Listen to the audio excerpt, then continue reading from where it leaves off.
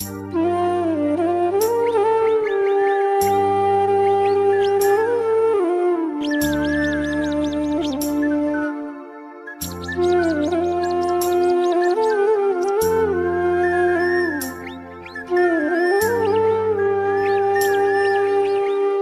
বন্ধুরা, কেমন আছো তোমরা সবাই? আশা করছি যে যেখানে আছে সবাই খুব ভালো আছে, সুস্থ আছো।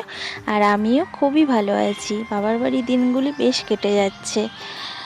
আর আমার বাবার কাছে লাগানো ফুলগুলো তোমাদেরকেও একটু দেখিয়ে দিচ্ছি।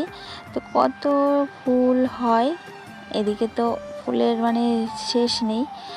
বাড়ি পুজো দেওয়ার জন্য তুলেছে, তারপরেও গাছে এত ফুল। অনেকেও কিন্তু নিয়ে গেছে, আমাদের বাড়ির জন্য তোলা হয়েছে, আবার অনেকে নিয়েও গেছে। তো প্রচুর ফুল হয় বাবার বাড়িতে। আর এই দেখো কত রকমের গাছগাছালি লাগিয়েছে চারিধারে। সবজি গাছ তো ভর্তি, ফুল গাছ ভর্তি, চারিধারটা খুব দারুণ। আর এখানে সব সময় প্রজাপতি ঘোরে। তো যাই হোক, সকালবেলায় সংসারের টুকিটাকি কাজকর্ম ছিল মায়ের, সেই ঘরের কাজকর্মগুলো সেরে একেবারে স্নান করে নিলাম। আর আজকে যে ষষ্ঠী, আজকে দিনটা একটু স্পেশাল। আমার মনটা খুবই খারাপ, কেন বলো তো? আজকে আমি একা একা এসেছি আমার বাবা মায়ের বাড়ি ষষ্ঠীতে। অন্য বাড়ির সব মেয়ে জামাই একসাথে আসছে, কি সুন্দর লাগছে।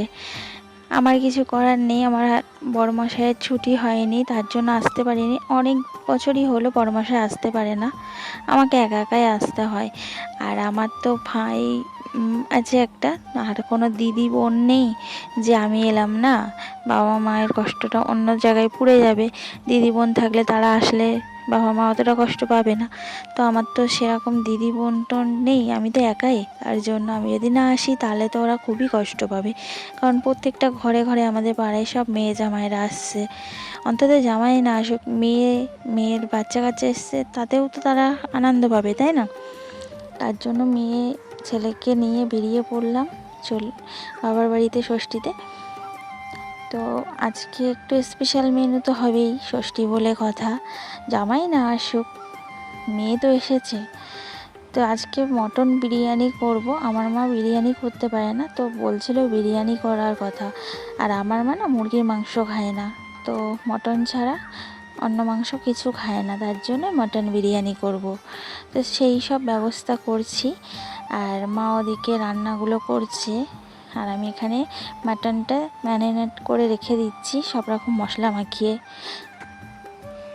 মাটন বিরিয়ানি হবে, আর মাটন কষা হবে, আর আমার মেয়ের জন্য একটু চিকেন কষা হবে। আমার মেয়ে আবার না মাটন খায় না, তো বিরিয়ানিটা খেয়ে নেবে, তবুও মাটন কষাটা খাবে না। তার জন্য ওর জন্য আবার আমার বাবা অল্প করে 300-350 মতো চিকেন নিয়ে এনে দিল। তো সেটা আবার আলাদা করে মা রান্না করে দেবে। তো মা রান্না করছে, আমাদের বাড়িতে মিক্সি নেই, তার জন্য মশলা টশলা সব বাটনাতেই বাটে। কবে থেকে মাকে বলি, মা একটা কষ্ট করে মিক্সি নিয়ে নাও, এখন এইভাবে কষ্ট করে শিলনোড়ায় আর কেউ বাটে না, তোমারও তো কষ্ট হয়।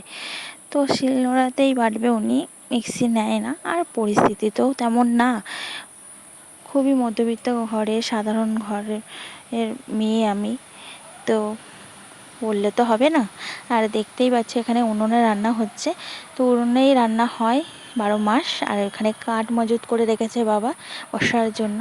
তো এ গাছ ও গাছ থেকে কাঠ ভাঙে শুকনো শুকনো। তো আমি সব কিছু রেডি করে নিয়ে এই যে বিরিয়ানিটা দমে বসাবো, তার জন্যই সেগুলোই সাজাচ্ছি এক এক লেবেল করে। এইটা যখন আমি বাড়িতে করি না, এই কাজটা আমার বড়মশাই করে দেয়। আজকে বলছিল যে ভিডিও কল করো, আমি তোমাদেরকে বলে দেবো। তো আমি করিনি, বেচারিটা আসেনি, তার উপরে কি খাবে ঠিক নেই দুপুরে। আর আমি যদি এখন আবার ভিডিও কল করি মনটা খারাপ হয়ে যাবে, ওই জন্য আমি আর ভিডিও কল করিনি। আমি তো জানি, তাই জন্য নিজের মতো করেই করে নিচ্ছি।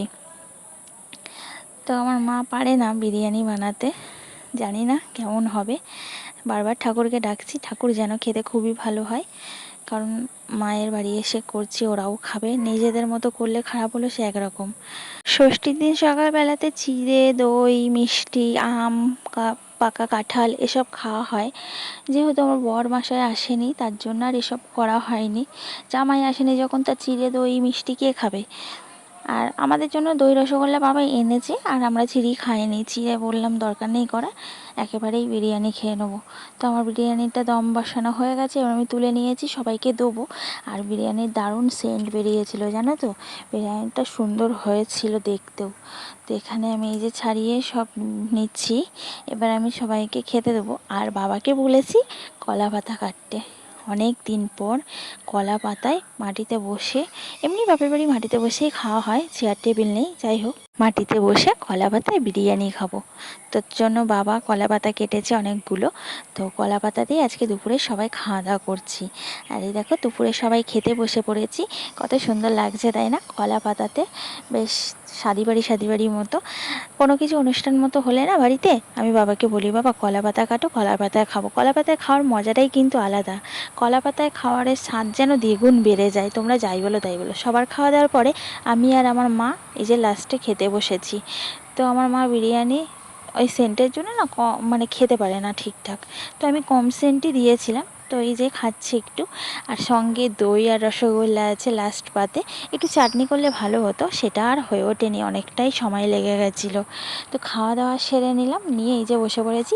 আমার মাকে ষষ্ঠীতে কী শাড়ি দিয়েছি সেটা তো আর দেখানো হয়নি তোমাদের সঙ্গে, তার জন্য ভাবলাম দেখিয়ে দিই তোমাদেরকে, নাহলে কবে চলে যাব আর দেখানো হবে না। তো এই যে মাকে এই শাড়িটা আমি দিয়েছি, তো শাড়িটা কেমন হয়েছে অবশ্যই কিন্তু তোমরা যে দেখছো ভিডিওটা কমেন্টস করে জানিও প্লিজ। তো তোমাদের ভালোবাসায় আমি এতদূর এগাতে পেরেছি, আর আমি জানি তোমরা আমার পাশে থাকলে আমি আরও এগোতে পারবো। তো শাড়িটা আমি জোর করেই দিয়েছি, আমার মা নেবে না কিছুতে, বলে এখন এই শাড়ি পরলে আমাকে মানায়, সব কিছু আছে, তাঁত জামদানি তাঁত শাড়ি, তো ওগুলো এখন না বিয়েবাড়ি পরে গেলে ভালো লাগে না। তো মায়ের তো আর এরম ধরনের শাড়ি নেই, তা ভাবলাম না তুমি বিয়েবাড়ি টাড়িতে যাওয়ার জন্য তোমার তেমন শাড়ি নেই, তুমি এই শাড়ি পরেই যাবে। আর দোকানদারও বলছে যে আপনার চাইতে যাদের বেশি বয়স হয়ে গেছে তারাও এরকম ধরনের শাড়ি পরছে, আর আপনি পরলে কি হবে, কিছু হবে না, মানাবে। তো আমিও বললাম হ্যাঁ শাড়িটা বেশ ভালো লাগছে, কালারটাও ঠিকঠাক আছে, তোমাকে ভালোই লাগবে। তো বলছে জামাই টামাই কী বলবে যেরকম শাড়ি, আমি বলছি কিছু বলবে না, এখন এটারই যুগ। তো শাড়িটা দিলাম, শাড়ির সাথে শাড়ি ব্লাউজও দিয়েছি একেবারে।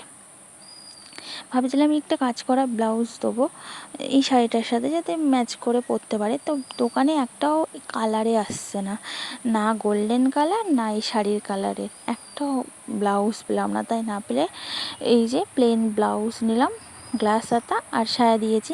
আর আমার মা আমার ছেলেকে এই যে এই জামা প্যান্টটা দিয়েছে। আমি বললাম যে গরমে ভালো জামা প্যান্ট দিতে হবে না, এইটাই হালকা পাতলা আছে, এটা পরেও শান্তি পাবে, এই জামা প্যান্টটাই দাও। আর আমার বড়মশাইকে দেবে, এখনও কিছু কেনেনি, ওর টাকা দিয়ে দেবে, ও কিনে নেবে ওর মতো। আর আমি এই গেঞ্জিটা দিয়েছি আমার ভাইকে, ভাই আর বাবা আর মা, এই তো তিনটে মানুষ। তো গেঞ্জিটা গরমে পরার জন্য মা বললো এই হালকা পাতলা নরম আছে, গেঞ্জিটা পুরো আরামও পাবে, তার জন্য এই গেঞ্জিটাই দিলাম। আর বাবার জন্য একটা জামা নিয়েছি সুতিরই, বাড়িতে পরার জন্যই গরমে হালকা পাতলা।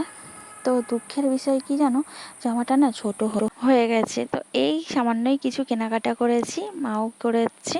তো চলো ভিডিওটা আজকের মতো এই পর্যন্ত, ভালো যদি লেগে থাকে লাইক করো আর কমেন্টস করে জানিও আমার এই ছোট্ট ভিডিওটা তোমাদের কেমন লাগলো। আর চ্যানেলটা সাবস্ক্রাইব করে আমার পাশে থেকো তোমরা সবাই। সবাই খুব ভালো থেকো, সুস্থ থেকো, আর খুব এনজয় করো ষষ্ঠীতে। টাটা।